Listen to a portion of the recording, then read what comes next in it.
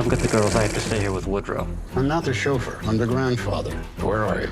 Asteroid City, Farm Route 6, mile 75.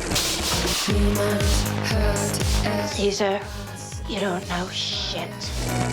All live by one simple rule. Elements cannot mix. From Wes Anderson's latest retro wonderland to the freshest indie talent from France and the US to a Pixar-style Romeo and Juliet, welcome to today's film show. I'm joined, as always, by France 24's film critic Lisa Nesselson. We also have a very special guest, a French director, Bertrand Bonello. Welcome to both of you. Thank you so much for being here. For inviting. Now, Bertrand, you are here because you're the president of this year's jury for the main competition at the 12th Annual Champs-Élysées Film Festival. It's running through June 27th. It's a showcase of independent films from France and the US. We are going to talk about it in just a moment, but first, we're going to start with the latest from a very established American indie director, Wes Anderson. Asteroid City premiered at Cannes in May. Bertrand, are you a Wes Anderson fan?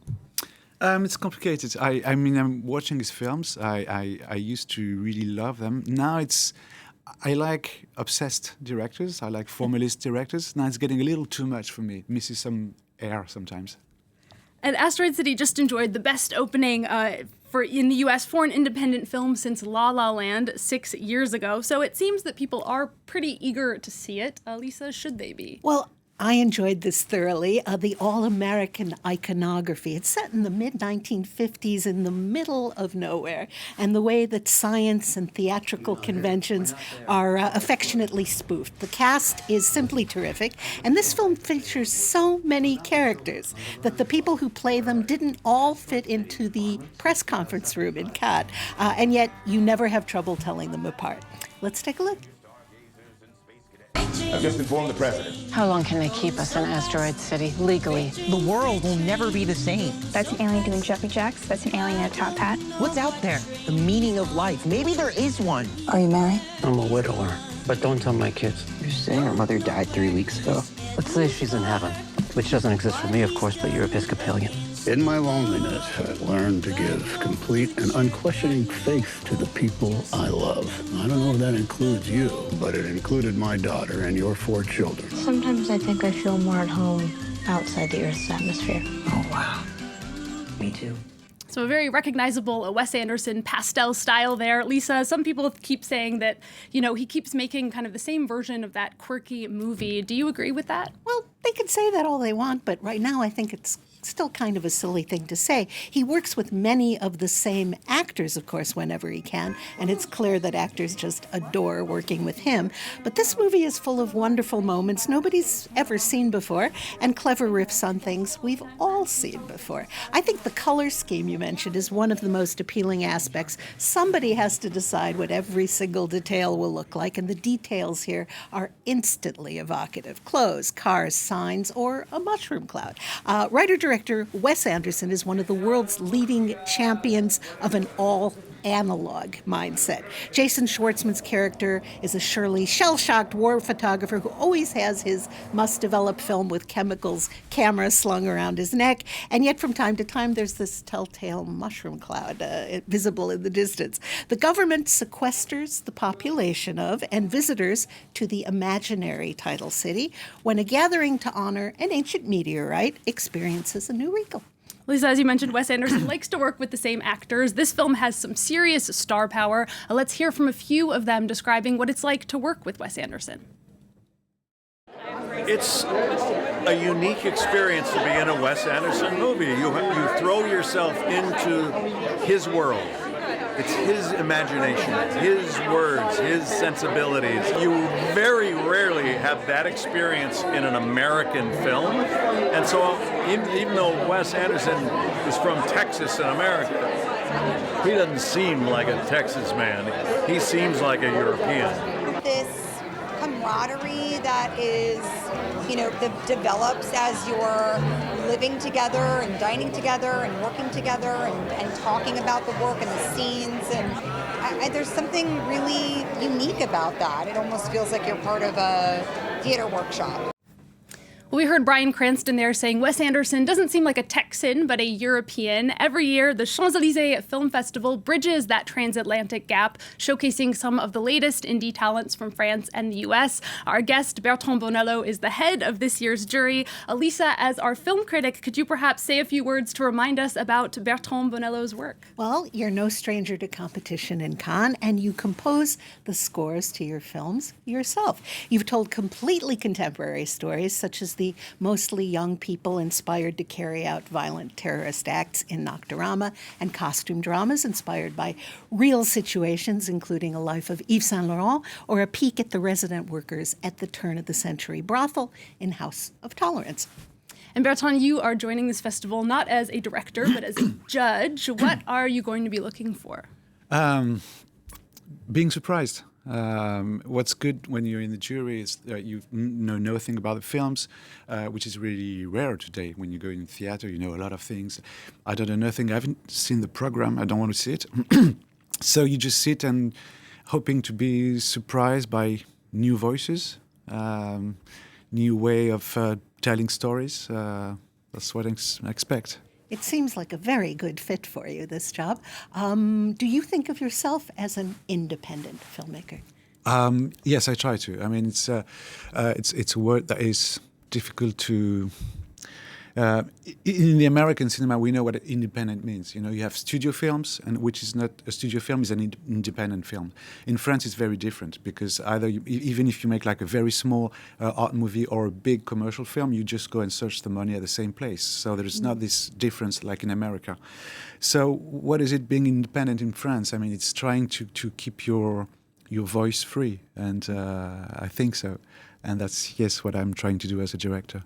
And streaming services have also really shaken up the film industry. How important is it for you to be seeing films in cinemas, or do you think that streaming, in a way, is just as good? No, it's not just as good. I mean, 75% of what I know from cinema I comes from VHS or DVD, so I cannot, But this brought me to the theaters, It's like it has to be a circulation. If it's only to be in your room, and it's not. There is something about memory and emotion that is so much different. So much. When I see that, for example, the next Michael Mann's film is going to be on Amazon. I mean, I'd say we are really wow. Even Michael Mann is going to be like on a streamer. There is a big problem, I think. I agree with you 1,000%. The entire world envies the current French funding system, which obviously works because so many films get made and so many different kinds of films. This is hard to answer briefly, but do you feel the French film industry, which is envied all over the world, might be in danger? Yes, it is, because it all comes from political decisions, And we've seen, like, in the last decades, how quick it goes that cinematography just crashes down. We've seen that in Italy, in Germany, in England. Yes, it is getting more and more fragile. So we have to really secure it and be very aware of that. For example, I think one of the greatest cinematography today is South Korean. And what did they do? They came in France, they saw our system and just copied it. And it works very well. Indeed, it does. Now, you've approached daring topics throughout your career. I'll give a few examples. Whether there are any deeper meanings to trying to make good pornography in The Pornographer, which included explicit sex scenes, a transgender retelling of a myth in Theresia, the closed world of a brothel in House of Tolerance, which provided quite a few interesting roles for women. Do you feel you could still make those movies today, or would you risk being criticized? No, it's impossible. Most of the films I've did, I couldn't make them today for different reasons. It's okay, I've done them, but it's a question, yes. What can you do today, really? And Bertrand, you have a new film coming out this year called The Beast. It stars Léa Seydoux and George McKay. What else can you tell us about it? It's an ambitious film that takes place in three periods, 1910, 2014 and 2044. It's a science fiction film that's also a melodrama. All right, and it's inspired by a Henry James novella as well. The Beast in the Jungle, yes.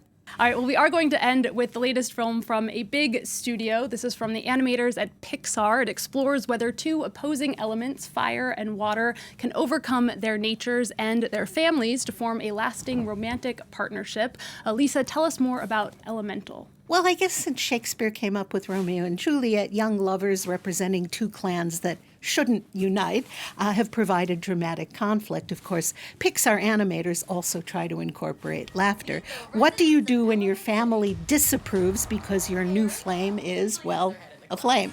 Elemental was chosen to close the Cannes Film Festival last month.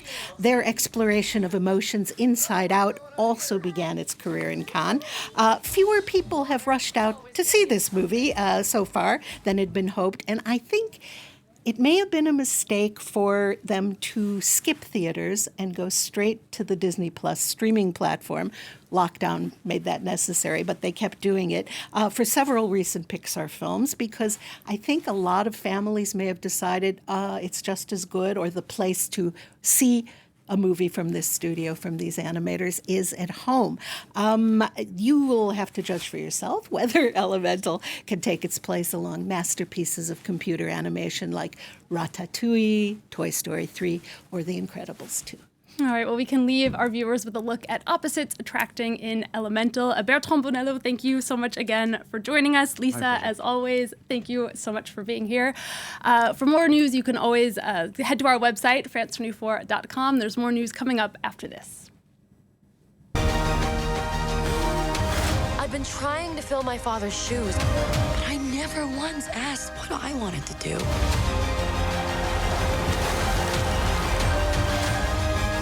Try this! Dad, those are too hot. I love hot food.